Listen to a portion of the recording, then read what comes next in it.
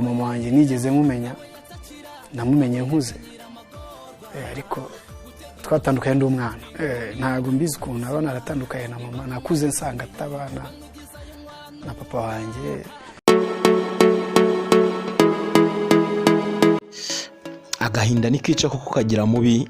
Umunyarwanda we niko yavuze. Mwabibonye kenshi mu bitangazamakuru byinshi ko umuhanzi Nemeye Platin wamenyekanye mu bikorwa by'ubuhanzi nka Nemeye Platin yamaze gutandukana n'umugore we. Akaba ari inkuru usanga mu bitangazamakuru byinshi bigiye bitandukanye bya hano mu Rwanda, ku bakoresha umuyoboro wa YouTube, yaba mu binyamakuru. Urasanga ko hari inkuru hafi ya yose igize igisata cy'imyidagaduro. Yanjye nitwa Ngirumwami Samuel, reka nkwibutse wowe udukurikiranye utarakanda subscribe hano kuri NGS Empire, igihe n'iki ngiki ngo wayikanda kugira ngo tujye tubana mu makuru menshi tuba twaguteguriye.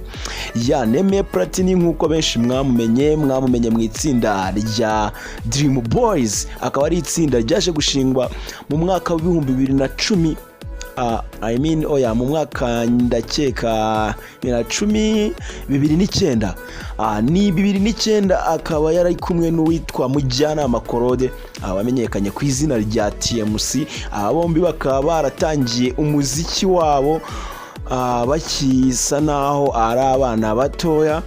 Aba bombi ndetse bakaba bari baravutse mu mwaka w'1988. bakaba bari bahuriye ku mateka y'ubuzima agiye atandukanye, ariko natangiye nkubwira ngo agahinda nikica kagira mubi. Nemeye Platin yanyuze mu bihe byinshi bitamworoheye, mu byinshi yagiye atangariza ibinyamakuru bigiye bitandukanye, kuko yagiye abitangariza kenshi inkuru y'ubuzima bwe, nko mu ndirimbo yagiye aririmba indirimbo za magorwa, ariko cyane cyane indirimbo nyinshi zagarukaga ku mubyeyi w'umumama. Murabyibuka ngo uzambarize mama niba kinyibuka, iyo ndirimbo murayibuka. Uzamumbarize niba udupapuro njye najyaga muha yaratubonaga. Ntago mbyibuka neza, munyihanganire, kuririmba ntabwo njya mbibasha cyane. Ni nyinshi cyane yagiye aririmba, harimo muribuka nka wagiye kare mama, iyo nayo murayibuka ku bantu bakurikiranye Dream Boys kuva igishingwa kugeza batandukanye. Uwo bita TMC akomereza ubuzima bwe muri Leta Zunze Ubumwe za Amerika. Platin no umuhanzi wakuze ubona ko ari umuntu ufite umuziki, ndetse umuziki wo kuri rwa rwego rwo hejuru. Mu itsinda bafatanyaga kuririmba we na TMC, wabonaga ko ari itsinda ryiza, nubwo nyuma baje gutandukana bakaza kutubihiriza, tukavuga ati si umuziki w'u Rwanda uzagenda gute, Dream Boys bizagenda gute. Ariko na Platin aho yasigaye nawe ntabwo yakoze ibintu bibi. Imiziki yagumye kuyirekura, imiziki myiza cyane.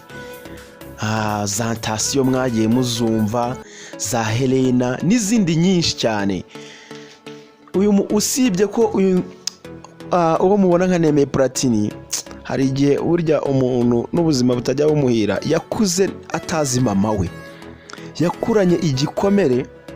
Mu biganiro byinshi uzagenda ubona yagiye akora, yakuranye igikomere cyo kuba atarigeze amenya mama we.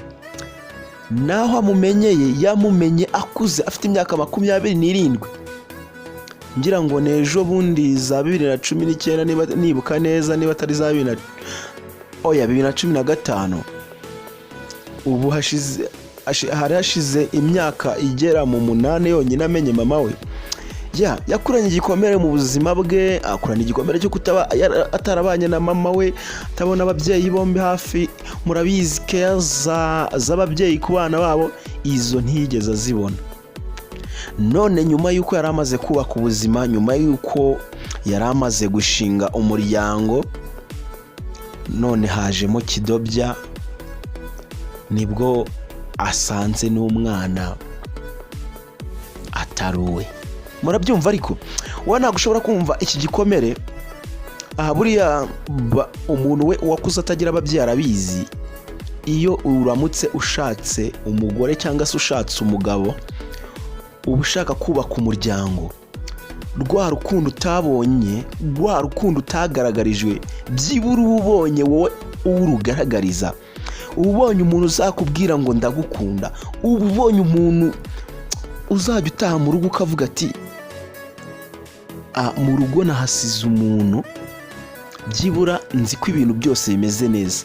Ariko nta kintu kijya kibabaza nko kuba wari umaze kubaka uwo muryango, warihirinze, wararaye amajoro, wararaye ku muhanda, ariko ibintu byose nabwo ntibiguhire. Buriya abantu basenga cyane basengera umuntu bita Platini, kuko buriya ari mu bihe bitoroshye. Njye ntabwo mzi iyi nkuru niba koko yaba ari ukuri, kuko nyir'ubwite ntacyo arayitangazaho, ariko amakuru ya hafi nuko uyu we yamaze gutandukana n'umugore we, kandi dore n'ikindi kibabaje cyabaye, umugore we akagenda amusahuye ibintu byose. Kameme kuba waragiye isafari, kuba waragiye uzi ko usize umuntu mu rugo, wagaruka ugasanga inzirera, ufite igikomere cy'uko wareze umwana utari uwawe mu gihe kingana hafi n'umwaka, monshezame, ni inkuru kuyakira ntabwo ari abantu benshi bayakira, ku mugabo wanyuze mu buzima nka buriya bushaririye, ku mugabo wari umaze kugera hariya, buriya bisa n'imusubije hasi ku buryo agiye gutangira zeru. Buriya nimuzabona abantu benshi bavuga ati nazinutswe umugabo, nazinutswe umugore, ntugire ngo n'ahandi biva, naho ngaho n'ahandi, n'ahangaha bigenda biva kenshi mu muryango. Hari igihe umuryango cyangwa se sosiyete umuntu abayemo ishobora kumwangiriza ubuzima, bikazarangira ikintu runaka kizinutswe burundu. Platini tuguma kumwihanganisha, ntabwo ari ibihe biba byoroshye mwa bantu mwe. B'inshuti ze za hafi, Tom Close pare we, bamuye hafi, ari mu bihe umusaza bitamworoheye, kandi kuri iyi si burya ntabwo ari ugusekana, wenda nubwo tuba tubona abantu benshi babiteyemo urwenya. Uyu munsi ni njyewe, ejo ni wowe. Buriya ngo umuntu umwe yigeze kuvuga ngo, aravuga ngo ntuzaseke umuntu ugenda utambitse ibirenge, kuko buriya ushobora ejo kwisanga ugendera mu nkweto ze. Umuntu aravuze ikintu gikomeye cyane.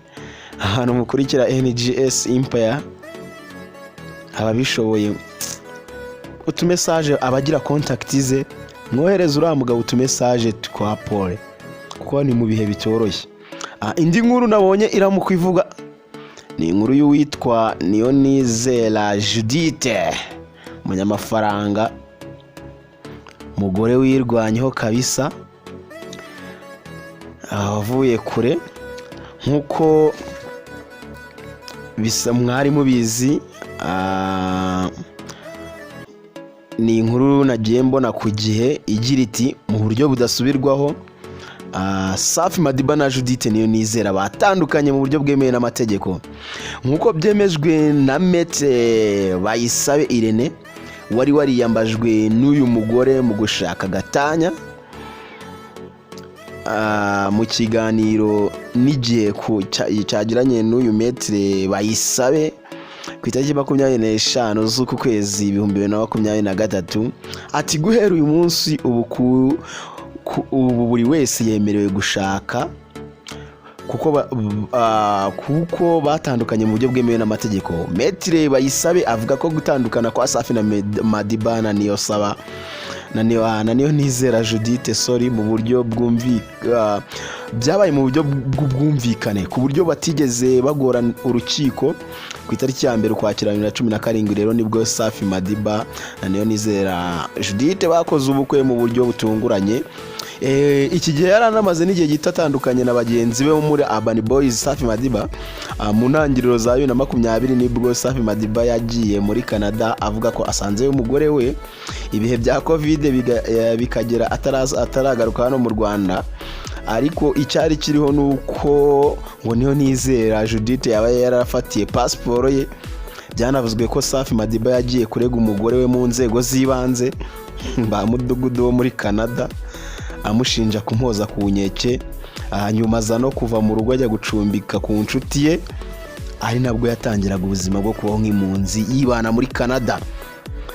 Kuva mu minsi ishize Judith Niyonizera yakunze kugaragara afite umukunzi mushya, ndetse akaba ari n'amakuru avuga ko bakomeje imyiteguro y'ubukwe bwabo.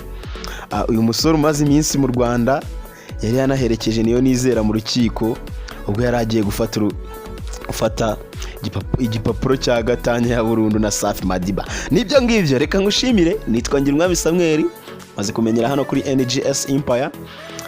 Wowe tuba twabanye umunsi ku munsi, ariko niba utarakanda subscribe iwayidukandira, ugakora share, ugakora like, ugakora comment, ni byiza cyane. Tukajya tubana mu makuru menshi abagiye atandukanye muri showbiz.